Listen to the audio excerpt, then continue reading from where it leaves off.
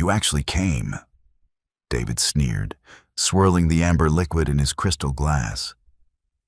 He leaned against the velvet-draped balcony, the heavy gold crown catching the chandelier's light. I thought you would be too ashamed to show your face at my son's naming ceremony. Tell me, Lisa, how does it feel to look at a true family, knowing your womb was too cold to give me one? Lisa did not flinch. She simply adjusted the silken cuff of her emerald gown, a serene smile curving her lips as the grand mahogany doors behind her began to swing open. I wouldn't know, Your Majesty, she replied, her voice soft enough to force him to lean in, yet sharp enough to draw blood. But I brought my own family to celebrate. The grand banquet hall of the Silver Crest Pack was a masterclass in opulent intimidation. Towering pillars of black marble stretched toward a vaulted ceiling painted with the triumphs of ancient werewolf kings. Thousands of flickering candles cast a warm, golden glow over the elite members of the supernatural aristocracy, all gathered to celebrate the second birthday of Alpha King David's only heir. The air was thick with the scent of expensive perfumes, roasted meats, and the underlying heavy musk of shifting loyalties. David sat upon his gilded throne, his posture a portrait of practiced arrogance. To his right sat Victoria, his chosen queen, her delicate hands fussing over a squirming, whimpering toddler in her lap. 5 years ago, David had made the most difficult and pragmatic decision of his reign. He had dragged Lisa, his fated mate, before this very court. After 3 years of agonizing silence from her womb, he had publicly severed their bond, declaring her barren, unfit to carry the royal bloodline. He recalled the way she had wept silently, the way her scent of rain and crushed lavender had soured with heartbreak before she vanished into the night.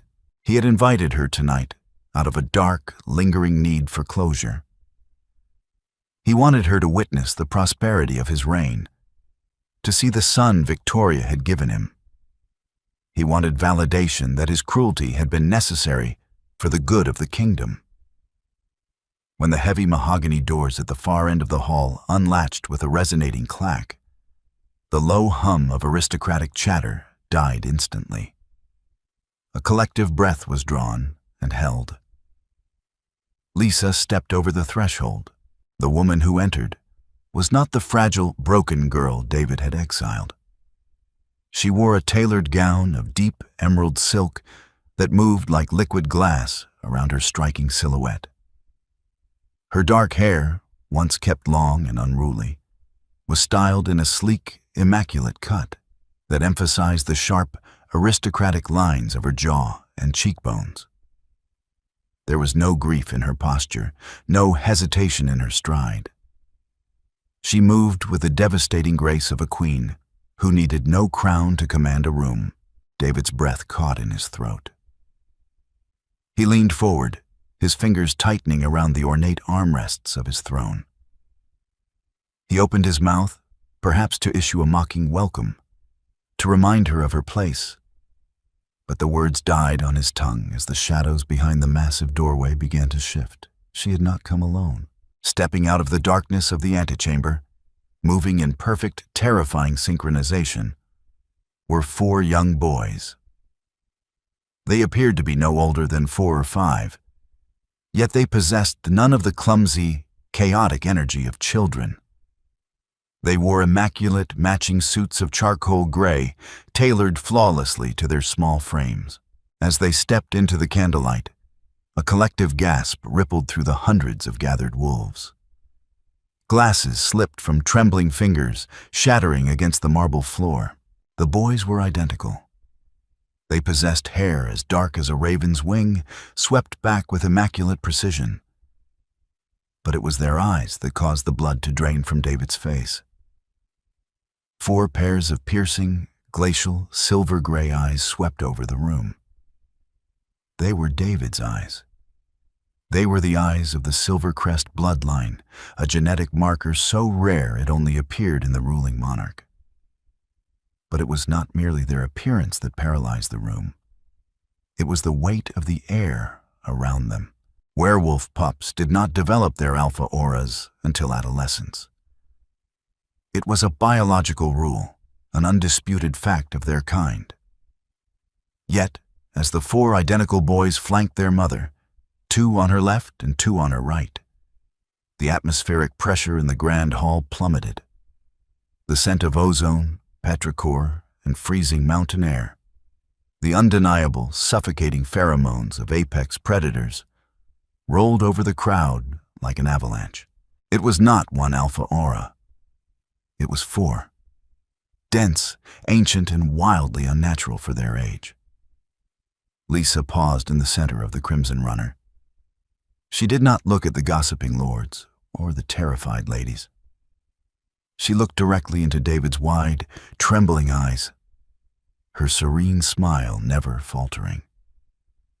The kingdom David had built on the foundation of her supposed inadequacy was suddenly standing on a precipice, and Lisa had just handed the wind a hammer. The silence in the grand hall was absolute, heavy enough to crush bone.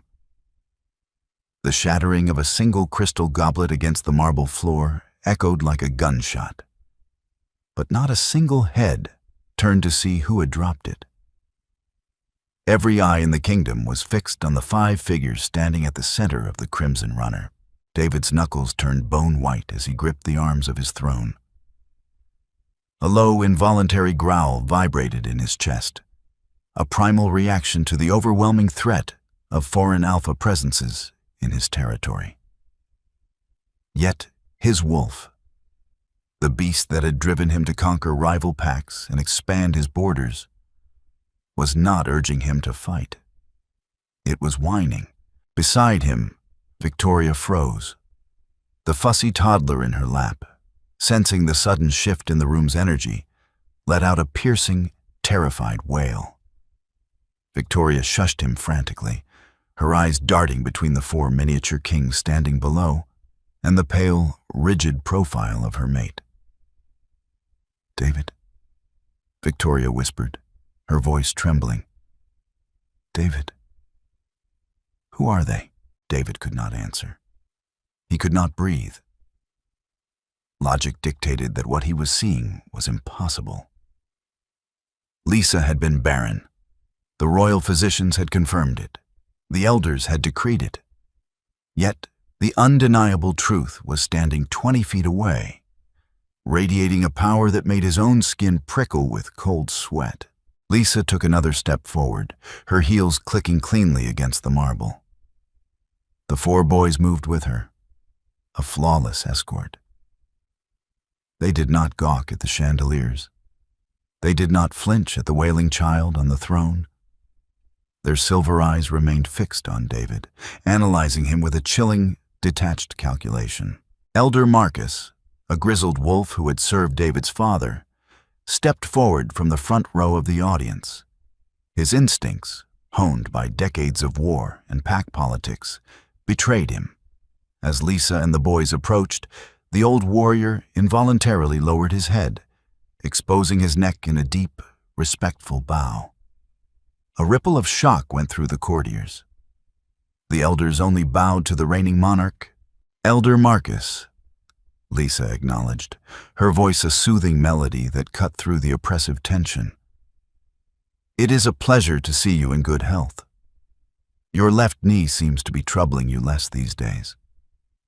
Marcus blinked, looking up in astonishment that she remembered such a trivial detail after half a decade of exile.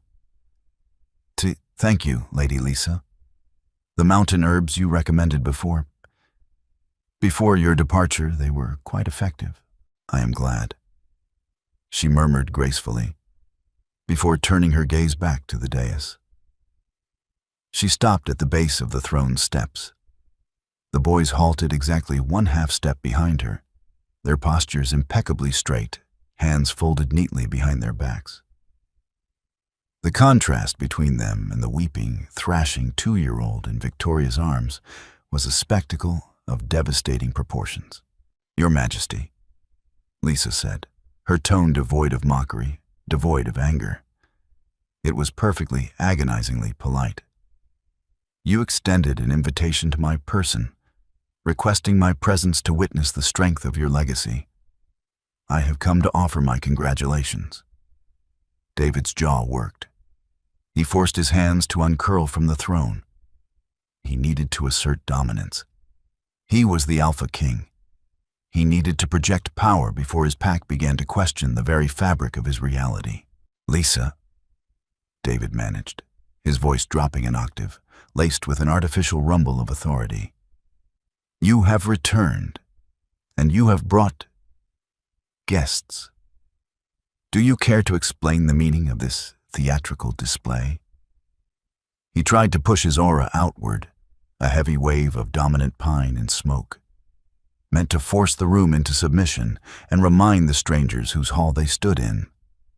It washed over the crowd, causing several weaker wolves to drop to their knees. The wave hit Lisa. Before it could even ruffle the silk of her gown, the four boys subtly shifted their stances. They did not growl. They did not bare their teeth. They simply stared at David, and a collective, invisible wall of freezing ozone slammed into David's aura, shattering it instantly. David gasped quietly, the breath driven from his lungs by the sheer, unyielding resistance of the children. They hadn't attacked him. They had simply refused to be moved, their natural presence overpowering his deliberate exertion. Lisa tilted her head, her smile reaching her eyes for the first time. Theatrical display. I assure you, David, there is no theater here. Only the truth you were too impatient to wait for. The scrambling of the royal staff was the only sound that broke the ensuing standoff. The head steward, reading the perilous political currents with the desperation of a drowning man, frantically signaled the footmen. Within seconds, 5 heavy, high-backed oak chairs were hurried to the most prominent position at the grand dining table, directly across from the royal family. Lisa moved toward the table with unhurried elegance. She did not sit immediately. She waited until one of her sons, the one standing on her far right, whose jaw was a fraction sharper than his brother's, stepped forward and pulled the heavy chair out for her. Only when she was seated did the 4 boys take their own places. Their manners were not just polished, they were militaristic in their precision. David felt a cold sweat breaking out at the nape of his neck. He practically dragged himself from the throne, Victoria trailing behind him, clutching their sniffling son, Julian. As David took his seat at the head of the table, he realized the geography of the room had fundamentally shifted. The courtiers, though seated at their respective tables, had physically leaned their chairs away from the king and toward the banished queen. Gravity itself had changed allegiances. The first course was served in agonizing silence. Silver clinked against fine porcelain. The roasted pheasant and spiced wine tasted like ash in David's mouth. He stared at the boys. Up close, the resemblance was violently undeniable. The aristocratic slope of their noses, the arch of their brows, the impossible silver gray of their irises. They are well trained, David said softly, the words slipping out before he could stop them. He desperately needed to categorize them, to diminish them. Did you adopt them from the northern rogue territories, Lisa? I hear they breed them quite disciplined up there.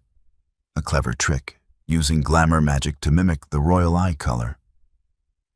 Victoria let out a shaky, triumphant breath, clinging to David's rationale. Glamour magic, she whispered, stroking Julian's hair. Of course. How pathetic. Lisa did not stop cutting her pheasant. She brought a delicate piece to her lips, chewed gracefully, and patted her mouth with a linen napkin. I have no need for magic, David, nor do I have need for tricks. Then what are they? David demanded, his voice finely cracking like a whip, his frustration bleeding through his regal facade. Because 5 years ago, My physicians declared your body a wasteland. You were incapable of carrying a single pup, let alone 4. Before Lisa could answer, the boy sitting directly across from David placed his silver fork down on the table. The motion was slow, deliberate, and entirely devoid of childish clumsiness. The boy looked up, meeting the Alpha King's furious gaze with terrifying placidity. "With respect, Your Majesty," the boy spoke. His voice was a soft, bell-like treble of a child, yet it carried the chilling, measured cadence of an ancient statesman. "The fault did not lie in our mother's biology, but in the weakness of your blood." The entire hall collectively stopped breathing. A 5-year-old had just insulted the biological vitality of the Alpha King. Victoria gasped in outrage. "How dare you speak to the king?" "Quiet." David snarled at his mate, never breaking eye contact with the child. His chest heaved. "And what is your name, boy?" "I am Arthur," the child replied calmly. He interlaced his small fingers on the table. "And to answer your unspoken question, it requires immense, undisturbed magical latency to forge 4 alpha cores simultaneously. For 3 years, our mother's body was dedicating every ounce of its energy to our conceptualization, sheltering us from the hostile, stressful environment of a pack that despised her. Your physicians mistook a miracle of supernatural conservation for barrenness. Because they, like you, lack the capacity to understand true power when it is gestating. David's mind spun. The logic was flawless, rooted in ancient shifter lore that only the highest echelon of the royal library contained. How could a child know this? How could a child articulate it with such devastating composure? "You are arrogant for a pup," David rumbled, leaning forward, trying to cast his imposing shadow over the table. Arthur did not shrink back. The boy sitting next to him, who had not spoken a word, simply reached over and picked up a heavy crystal water pitcher. With one hand, showing unnatural, terrifying strength for a toddler, the boy poured a glass of water for Arthur, utterly ignoring the king's threatening posture. "Arrogance is a flaw of those who must pretend to be strong, Your Majesty," Arthur replied, taking a polite sip of his water. "We are merely stating the facts. Our mother brought us here tonight not to challenge your throne, but to observe it. Thus far, we are profoundly underwhelmed."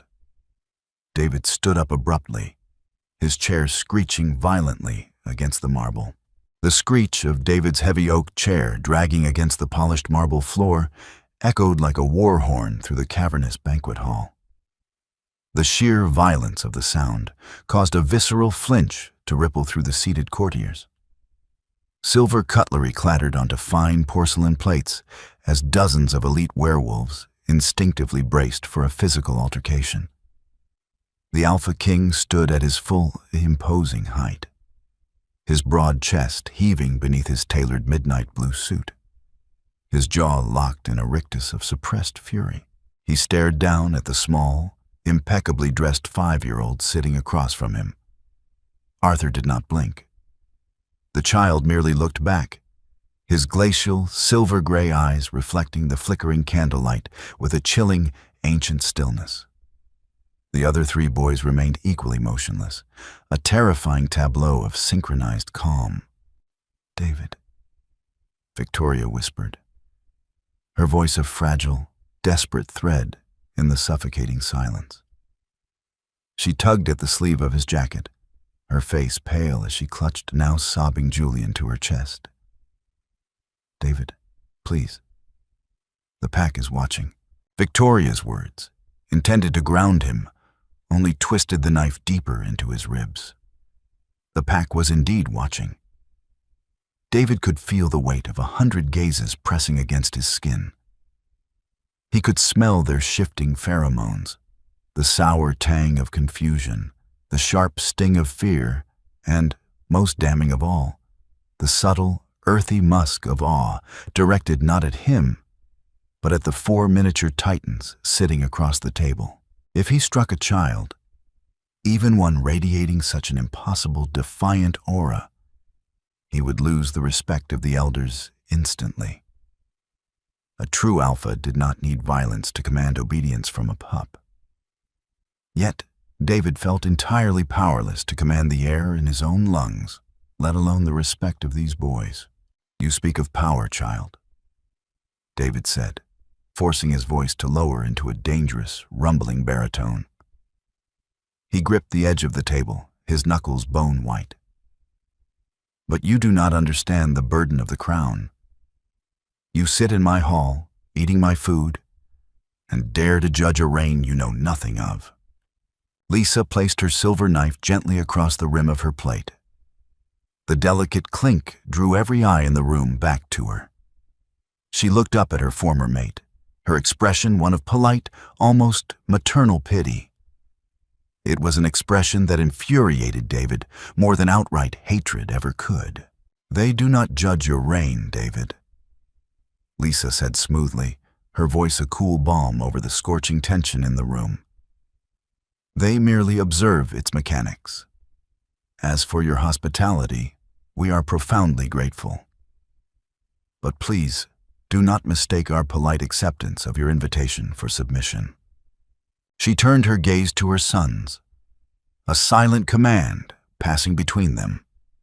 Instantly, as if orchestrated by a silent metronome, the dense, suffocating atmospheric pressure that had been pressing down on the hall vanished. The sudden absence of the boys' combined alpha auras left the room feeling strangely hollow, as if a great weight had been lifted off the chests of the courtiers. Several wolves audibly gasped for air, slumping slightly in their seats. "We are not here to disrupt your son's naming ceremony," Lisa continued, folding her hands neatly in her lap. "We came to pay our respects, to show that the past is entirely behind us. If our presence is too distressing for your queen, we can take our leave." It was a masterful, devastating maneuver. By offering to leave out of concern for Victoria's distress, Lisa framed herself as the gracious diplomat and painted the royal family as fragile and easily intimidated. David felt a cold bead of sweat slide down his spine. If she walked out now, taking those 4 identical miracles with her, the rumors would tear his kingdom apart. The elders would demand answers he did not have. The pack would whisper that the Alpha King had been terrified of his own bloodline. "No," David said sharply, perhaps a fraction too quickly. He swallowed hard, forcing his rigid muscles to relax, and slowly lowered himself back into his chair. "No one is leaving. It is a night of celebration. We will dine." Lisa offered a serene, devastatingly polite nod. "As you wish, Your Majesty." The remainder of the main course was a masterclass in psychological endurance.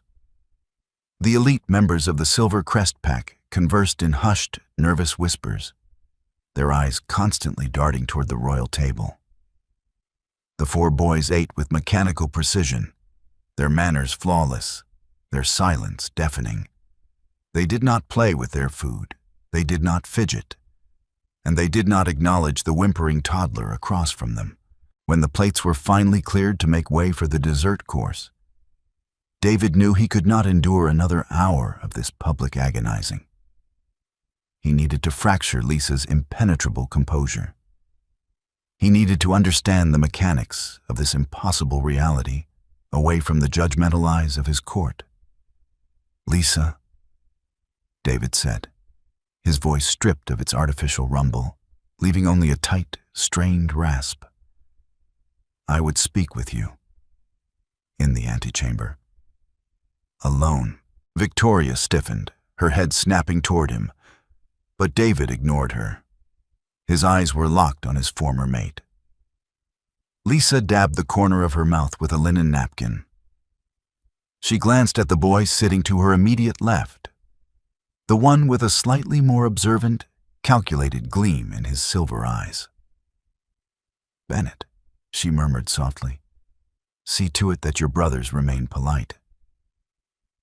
"Yes, Mother," Bennett replied, his voice a soft, chiming echo of Arthur's terrifying composure.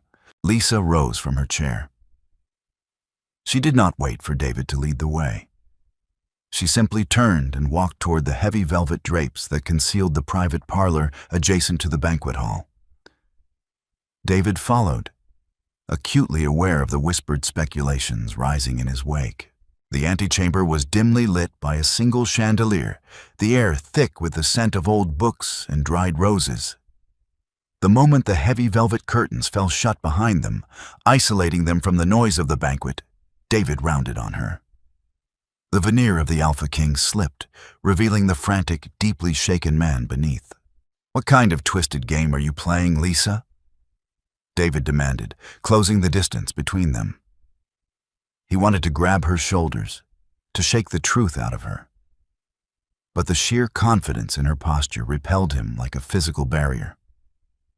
"There is no game, David," she replied quietly. She stood by a massive arched window, the moonlight catching the emerald silk of her gown. "You asked me to come.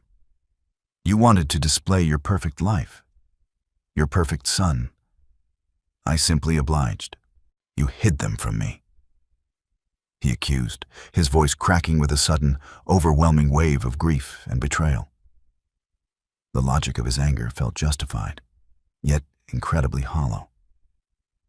"For 5 years, you let me believe you were Barren. You let me banish you into the winter woods, knowing you carried royal heirs." Lisa turned to face him, the serene smile finally fading from her lips, replaced by a cold, insurmountable logic. "I let you believe what your impatience demanded," she corrected softly. "I did not hide them, David. My body protected them from you." David took a step back, as if struck physically. "Protected them from me? I am their father. You are their sire," Lisa corrected, her tone polite but unyielding. "A father would have had the patience to wait. A father would have trusted the bond we shared. But you were terrified of looking weak before your elders. When my magic drew inward, halting my cycles to weave 4 alpha cores simultaneously, an act of biological triage your physicians were too foolish to recognize, you saw only failure. You humiliated me before the entire court.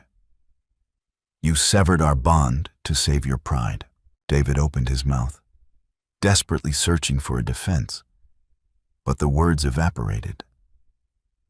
The memory of that night, the coldness in his own voice as he stripped her of her title, crashed over him. "I survived the winter, David," Lisa continued, her voice devoid of venom, which somehow made it hurt more. "I survived the rogue territories. I birthed 4 alpha heirs on a bed of pine needles, with no healers, no pack, and no king. They are my family.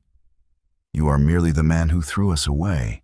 Before David could formulate a response to the devastating truth, the velvet curtains rustled. The boy named Bennett stepped into the dim light, his small hands clasped neatly behind his back. "Mother," Bennett said, his polite, even tone slicing through the heavy emotional atmosphere. "Forgive the intrusion, but Elder Marcus has brought forth the border dispute for the king's judgment, as is customary during the naming ceremony. I believe the king's presence is required." Lisa's serene smile returned instantly. She glided past David, entirely unaffected by his crumbling world. "Duty calls, Your Majesty," she murmured. The atmosphere in the great hall had shifted fundamentally by the time David returned to his throne. The tension was no longer merely a byproduct of the royal family's domestic drama. It had evolved into a political current. Standing before the dais was Alpha Thorn, a scarred, burly werewolf who managed the Silver Crest Pack's volatile eastern border. It was a long-standing tradition that during major royal celebrations, regional alphas could bring unresolved grievances directly to the king for an absolute ruling. David slumped into his throne, his mind reeling from the confrontation in the antechamber. Victoria reached out to touch his arm, but he flinched away. His eyes locked on Lisa and her 4 sons as they resumed their seats with terrifying, quiet grace. "Speak, Thorn," David ordered, his voice sounding hollow even to his own ears. He needed a distraction. He needed an opportunity to project strength, to remind the pack why he wore the crown. Alpha Thorn bowed deeply. "Your Majesty, the eastern river basin is drying up prematurely. The Silverhide clan on the opposite bank has begun crossing the shallow waters to hunt on our lands. My warriors have skirmished with them twice this week.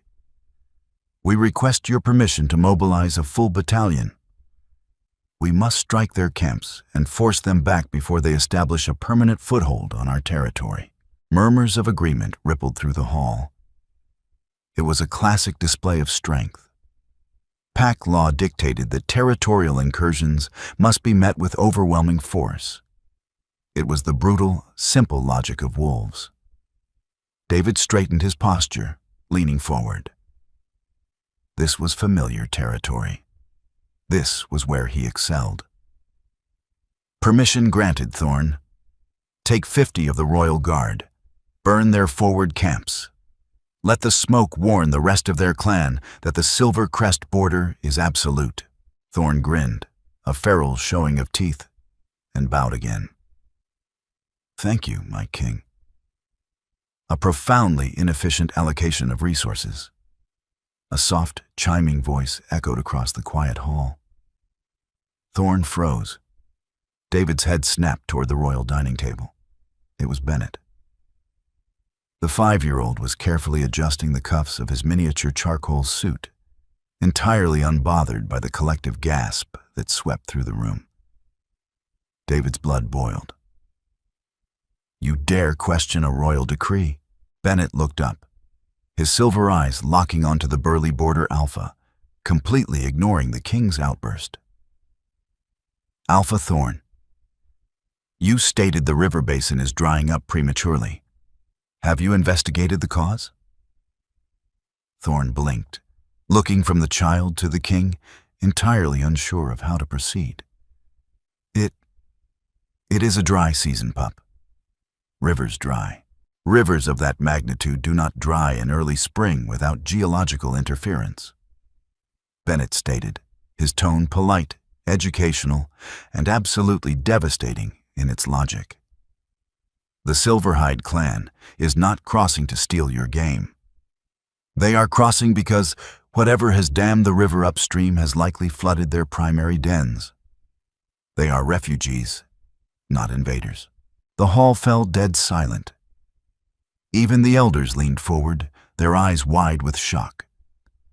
The child was applying advanced topographical logic that their seasoned generals had entirely overlooked.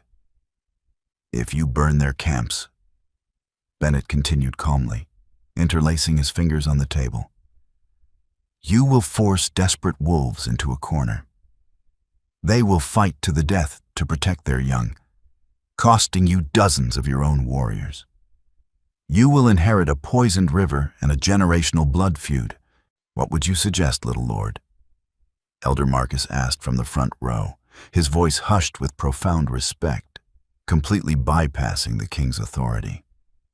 Bennett tilted his head. "Offer them a temporary treaty. Allow them to hunt on the eastern ridge in exchange for their labor in dismantling the dam upstream. You secure a massive free workforce to restore your water supply. You prevent the loss of your own warriors, and you indebt a neighboring clan to the Silver Crest crown. True power, Alpha Thorn, is not how much blood you can spill. It is how much leverage you can acquire without lifting a single blade." The silence that followed was absolute. It was not the heavy, terrifying silence of the Alpha auras. It was the silence of profound, unadulterated awe. David sat paralyzed on his throne. He looked at Thorn, who was nodding slowly, the violent urge for war entirely replaced by the cold, undeniable brilliance of the child's strategy. He looked at the elders, who were whispering frantically among themselves, looking at Bennett with hungry, calculating eyes. In less than 3 minutes, a 5-year-old boy had not just challenged the king's ruling, he had rendered the king's entire philosophy of leadership obsolete. The banquet hall, once a theater of royal intimidation designed to humiliate a banished queen, had transformed into a classroom where the reigning monarch was the failing student.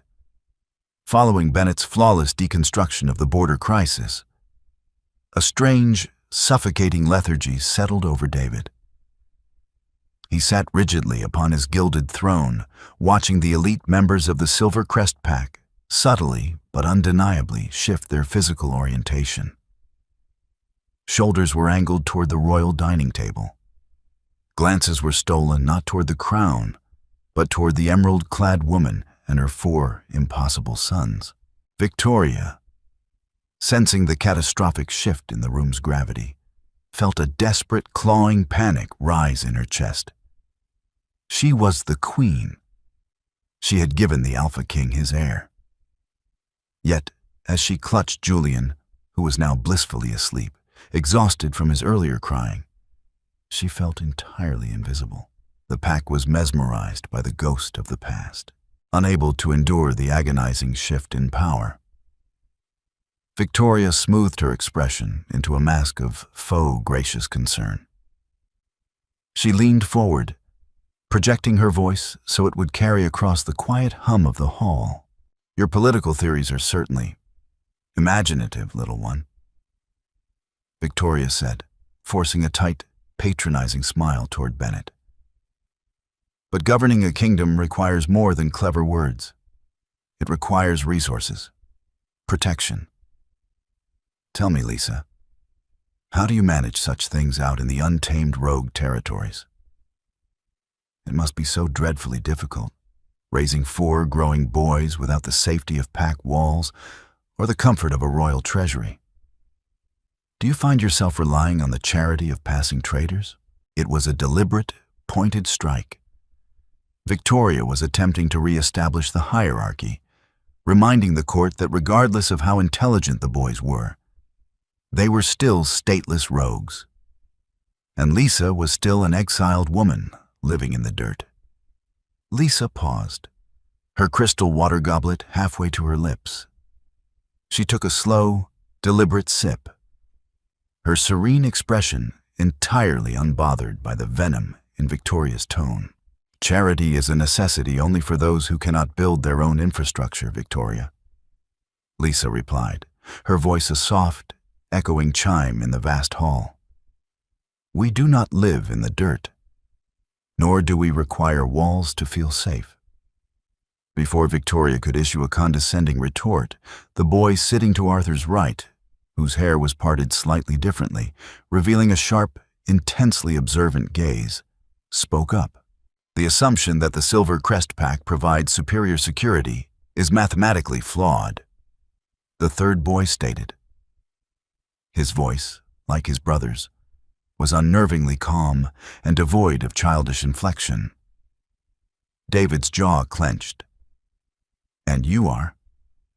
Caleb, the boy answered politely, giving a minimal, seated bow of his head. He turned his glacial silver eyes toward Victoria. You speak of a royal treasury, Queen Victoria.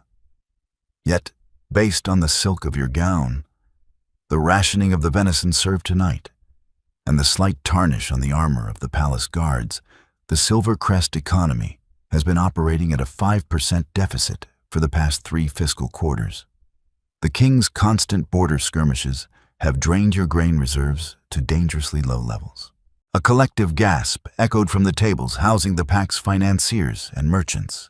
Caleb had deduced state secrets from the fabric of a dress and the menu of a banquet. Our mother did not require a treasury, Caleb continued, interlacing his fingers precisely. She synthesized rare medicinal flora found only in the deep winter woods. She established a trade monopoly with the neutral merchant guilds of the eastern seaboard.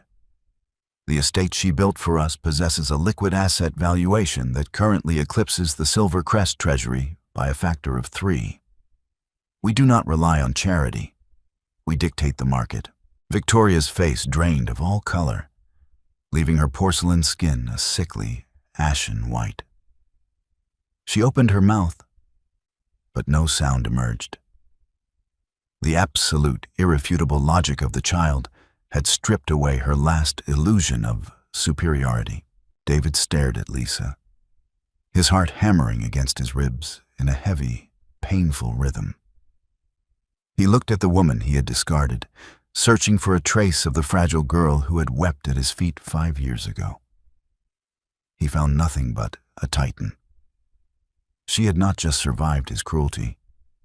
She had conquered the wilderness, built an empire from the soil up, and raised 4 apex predators who made his seasoned court look like bickering children. A profound, agonizing wave of regret crashed over him. It was a physical ache, a tearing sensation in his chest. He had severed their mate bond to protect his pride, choosing a pliant, easily intimidated woman over the quiet, latent power of his true equal. Now, sitting beside his trembling queen, he realized with devastating clarity that he was the one who was truly impoverished. The dessert course was brought out by a procession of nervous servants. Silver platters of spun sugar and dark chocolate were placed delicately upon the tables, though few of the courtiers had the appetite to eat. The atmosphere was pulled so taut, it felt as though a single misplaced breath might snap it. David remained silent, drowning in the bitter realization of his own catastrophic miscalculations. He watched Lisa stroke Arthur's dark hair with a gentle, maternal grace. She was magnificent. She was the queen this pack desperately needed, and he had thrown her to the wolves. The disruption, when it came, did not originate from the royal table. It started near the heavy mahogany doors at the far end of the hall. A sudden, violent commotion shattered the polite murmur of the banquet. 4 heavily armed members of the royal guard, men whom David had personally promoted, suddenly drew their silver-forged broadswords. But they did not face outward to protect the hall. They turned inward. "The king is weak," shouted the captain of the guard, a burly wolf named Kalen. His eyes were wide with the fanaticism of a desperate rebellion. "He bleeds our borders for his pride and lets stateless rogues insult our crown. The Silver Crest must be purged." Screams erupted as the rebel guards charged down the Crimson Runner, their weapons raised. The courtiers, caught entirely off guard and unarmed, scrambled away, overturning tables in a chaotic frenzy of shattered crystal and spilled wine. David leapt to his feet, a feral roar tearing from his throat. His alpha aura exploded outward, a frantic wave of aggression. He reached for his ceremonial sword, but it was strapped to the side of his throne, entangled in the heavy velvet drapes. Victoria screamed, curling her body over the sleeping Julian as the rebels closed the distance with terrifying speed. They were aiming directly for the royal family. "Guards!" David bellowed. But the loyal soldiers were stationed too far away, caught behind the stampede of terrified aristocrats. In the span of 3 seconds, David realized he was going to watch his new family be slaughtered because his own men no longer feared his authority. But the rebels never reached the dais. Lisa did not scream. She did not even stand up. She calmly lifted her teacup and took a slow sip. A blur of charcoal gray moved with impossible, terrifying velocity. The 4 boys, who had been sitting passively mere milliseconds before, synchronized into a flawless, tactical unit. Arthur and Caleb intercepted the 2 lead attackers. They did not shift into their wolf forms, nor did they utilize brute, tearing strength. Instead, They applied devastating kinetic logic. Arthur dropped to his knees, sliding across the polished marble, and struck the captain's right kneecap with the heel of his small, leather shoe at a precise, calculated angle. The sickening crack of shattering bone echoed over the screams. The captain collapsed, his sword flying from his grasp. Simultaneously, Caleb gripped the wrist of the second attacker, using the man's own forward momentum to flip the massive warrior entirely over his small shoulder. The rebel crashed into the marble floor with bone-rattling force, instantly unconscious. The remaining two attackers, momentarily stunned by the immediate dispatching of their leaders, hesitated. It was a fatal error. The fourth boy, Desmond, who had not spoken a single word all evening, vaulted over the royal dining table. He did not attack the rebels. Instead, he landed squarely in front of Victoria and the crying Julian. He stood with his back to the attackers, raising his small, impeccably tailored arms. A concentrated, localized pulse of alpha energy, so dense it distorted the air like heat over a highway, formed an invisible, protective dome over the trembling queen and her son. The rebels swung their swords at the boy's back, but the silver blades violently repelled off the atmospheric shield, jarring the weapons from their hands. Bennett stepped calmly between the disarmed men, his hands still clasped neatly behind his back. Your heart rates indicate elevated adrenaline, likely masking the micro-expressions of severe tactical regret, Bennett observed politely. I strongly suggest you surrender before my brothers calculate the precise force required to rupture your internal organs. The two men dropped to their knees, trembling violently, their eyes wide with unadulterated terror as they looked at the 5-year-old boys who had dismantled a coup in under 10 seconds. The hall fell into a stunned, absolute silence. Only the sound of Victoria's ragged sobbing and the groans of the injured captain filled the air. David stood frozen by his throne, his hand still reaching for a sword he had not been fast enough to draw. He stared at the boys. They had not shed a single drop of blood. They had neutralized a lethal threat using physics, leverage, and absolute emotional control.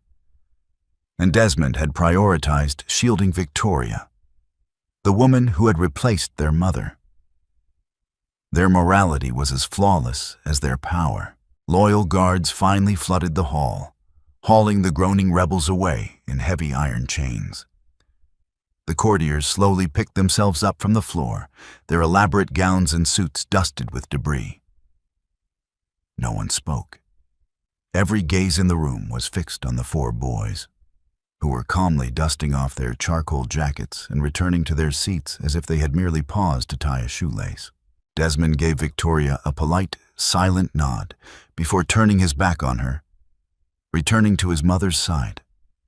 Victoria remained huddled on the floor, staring at the child in profound, weeping awe. David slowly descended the steps of the dais. He felt incredibly old. The opulent pillars of his banquet hall felt like the bars of a golden cage. He walked past the overturned tables, ignoring the wide, staring eyes of his pack. He stopped a few feet from where Lisa was sitting, her teacup back in its saucer. The veneer of the Alpha King was completely gone. In its place stood a man, hollowed out by his own arrogance. "Lisa," David rasped. His voice broke, the sound raw and pathetic in the quiet hall. "Lisa, please." She looked up at him, her silver-gray eyes cool and unreadable. "Are you injured, Your Majesty?" she asked politely. "No," he choked out, falling to his knees. The gasp from the surrounding elders was deafening. The Alpha King, a man who bowed to no one, was kneeling before his banished, Barren mate. "No, I am not injured, but I am wrong. I was so incredibly wrong." He reached out, his trembling fingers hovering inches from the silk of her gown, terrified to actually touch her. "You are my mate. You always were. I let the whispers of the elders and the fear of my own legacy blind me. I see it now. I see what you are, what they are. He gestured frantically to the 4 boys. They are my heirs. They are the future of the Silver Crest. Come back, please, reclaim your title. You will be my queen, and they will rule this world. He didn't care that Victoria was listening. He didn't care about the politics anymore. He was a starving man who had just realized he had thrown away a feast to gnaw on bones. Lisa looked down at the man kneeling before her. There was no triumph in her expression, no vindictive joy at seeing her abuser brought low. There was only the same gentle maternal pity she had shown him since the beginning of the evening. "David," she said softly, her voice carrying an aching, insurmountable finality. "You cannot reclaim what you deliberately shattered." "I can fix it," he pleaded, desperation stripping away his dignity. "I can sever the bond with Victoria. I can make things right. And what of Julian?" Arthur's chiming voice cut through the air. The boy was staring at David with a look of profound disappointment. "Will you discard him as easily as you discarded our mother? A king who treats his family as disposable assets is a liability, not a leader." David flinched as if he had been struck. The truth of the boy's words pinned him to the floor. Lisa stood up gracefully. The 4 boys instantly rose with her, falling into perfect synchronized formation at her sides. "I did not come here to conquer your kingdom, David," Lisa said, looking down at him. "I did not come to take your throne or to humiliate your new queen. I came because you needed to see the truth. You spent 5 years building a kingdom on the belief that I was broken. I needed you to understand that I was never broken. I was merely surviving the winter you forced me into." She stepped past him. "Your kingdom is yours, David. May it bring you the warmth you seek." She walked down the crimson runner, her emerald gown trailing behind her like a regal banner. Arthur, Bennett, Caleb, and Desmond walked with her, their chins held high, their auras a calm, untouchable fortress around their mother. As they walked past the courtiers, an extraordinary thing happened. Elder Marcus bowed his head. Then Lord Hastings followed. One by one, without a single word of command, the elite wolves of the Silver Crest Pack lowered their heads, bowing deeply in absolute, instinctual reverence to the departing queen and the 4 kings she had forged in the dark. The heavy mahogany doors closed behind them with a soft, final click. David remained kneeling on the cold marble floor, surrounded by his loyal subjects, his golden crown, and his chosen queen. Yet, as the scent of ozone and freezing mountain air faded from the hall, he had never been more acutely aware of the terrifying, echoing emptiness of his perfect life. True power is rarely found in the loudest roar, but in the quiet, undeniable strength of survival and logic. If you felt the chill of those 4 silver-eyed heirs and the devastating grace of a queen who needed no crown, please leave a like, share this story with your friends, and subscribe for more thrilling, dramatic tales. Your support helps bring more cinematic and emotional worlds to life.